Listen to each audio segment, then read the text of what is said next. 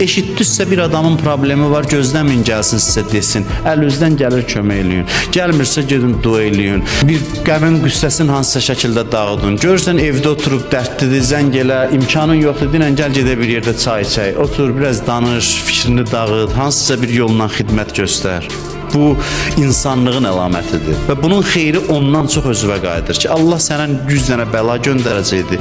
Birinin çətinliyini həll eləməklə o 100 bəlanın 50-sini məsələn səndən uzaqlaşdırır. Kəbəni təvaf eləyirdi, gəldi qulağına nəsə dedi İmam Sadiqlə. İmam dedi, o sənə nə dedi? Bu da ona nəsə cavab verdi, o getdi. Bu dedi ki, məndən bir istəyi var, dedim gözlə təvafı qutarım.